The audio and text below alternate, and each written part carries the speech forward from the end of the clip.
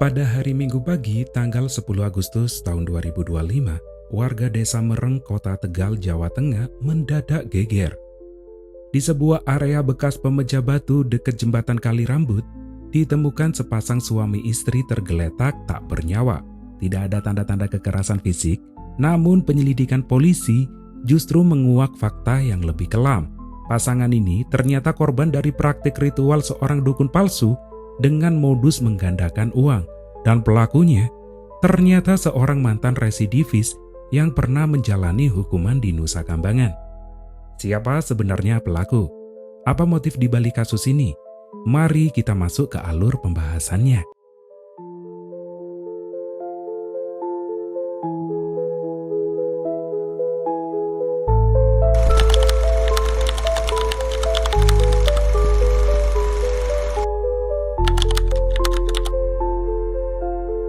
Pasangan suami istri itu adalah Muhammad Raski yang berusia 37 tahun dan istrinya Nur Aziza berusia 34 tahun.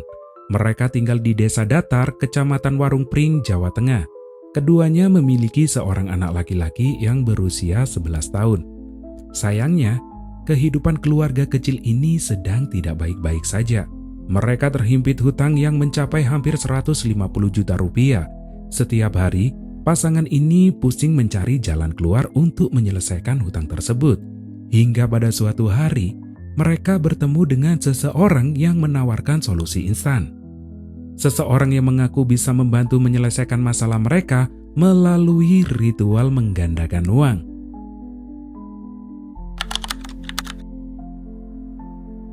Orang itu bernama Iskandar atau lebih dikenal dengan panggilan Ibin yang berusia 36 tahun. Ia adalah warga Duku Malang, Kabupaten Tegal, Jawa Tengah. Di rumahnya, Iskandar membuka praktik perdukunan, mengaku mampu melakukan ritual untuk menggandakan uang. Namun, warga sekitar sebenarnya jarang berinteraksi dengannya. Dan lebih mengejutkan lagi, Iskandar adalah seorang mantan residivis di tahun 2004. Ia pernah dipenjara karena kasus serupa.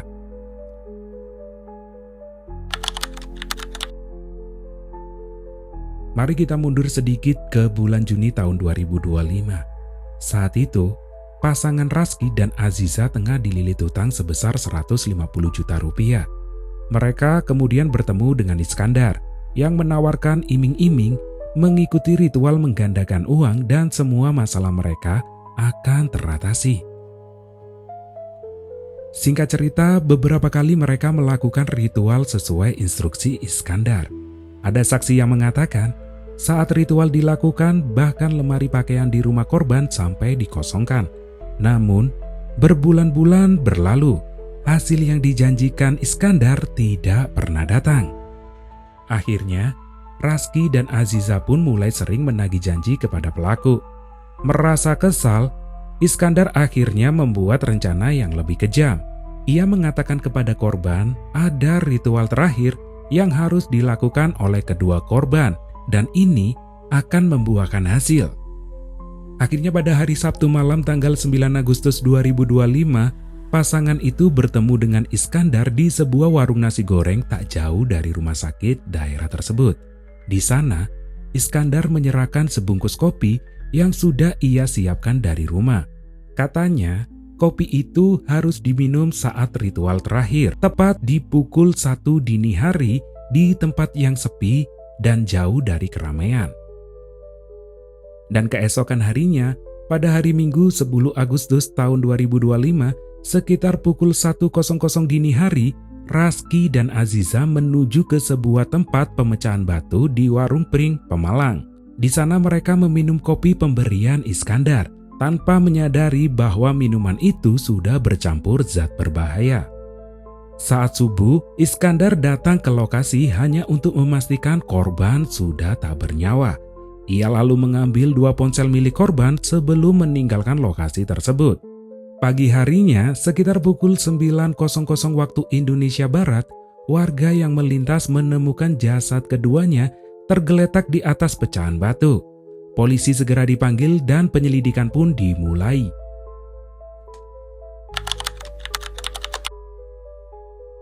Pada 15 Agustus tahun 2025, polisi melakukan olah TKP, memeriksa saksi, dan mengumpulkan bukti.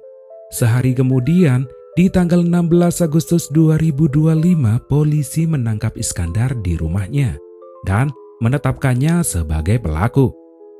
Dari hasil interogasi, Iskandar mengaku membeli zat berbahaya tersebut seharga Rp20.000, lalu mencampurkannya ke dalam kopi sebelum diberikan ke korban. Di TKP, polisi menemukan 2 bungkus plastik transparan berisi cairan yang diduga zat berbahaya. Motifnya sederhana, namun mematikan. Kesal karena terus ditagih korban soal janji menggandakan uang.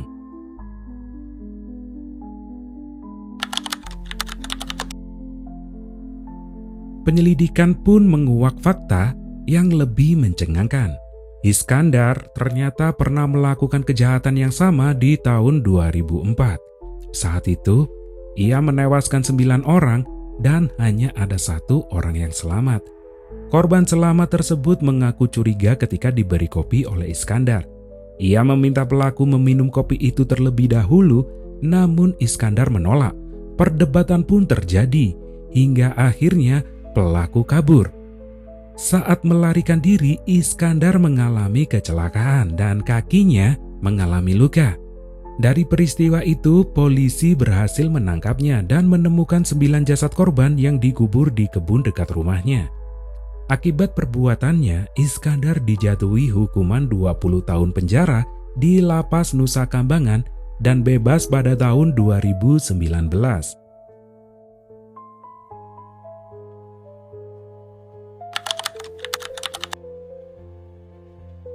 Kini, untuk kasus barunya, Iskandar kembali ditetapkan sebagai tersangka dan pelaku utama.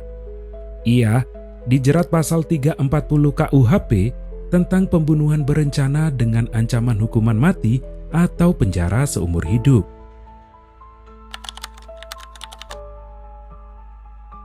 Kasus ini menunjukkan celah besar dalam sistem pengawasan residivis. Bagaimana mungkin seorang pelaku dengan riwayat kejahatan berat bisa kembali ke masyarakat tanpa pengawasan? Inilah yang memberi kesempatan Iskandar mengulangi perbuatannya. Sedangkan korban bukan orang kurang pandai. Mereka hanyalah pasangan yang terdesak, terlilit hutang, dan ingin mencari jalan keluar cepat.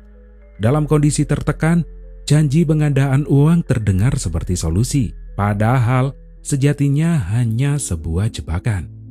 Kasus ini memperlihatkan betapa rapuhnya masyarakat terhadap janji instan. Minimnya literasi keuangan membuat orang mudah percaya pada solusi gaib. Dan ketika tradisi kepercayaan terhadap dukun dipelintir untuk kepentingan pribadi, hasilnya adalah penipuan, kerugian, bahkan nyawa melayang.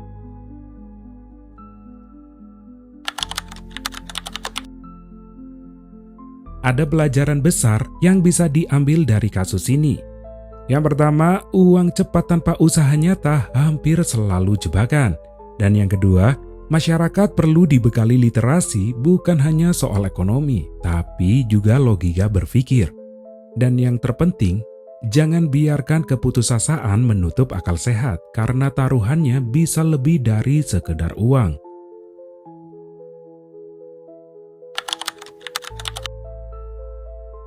Di balik semua tragedi ini ada sosok yang sering terlupakan, yaitu anak korban yang baru berusia 11 tahun.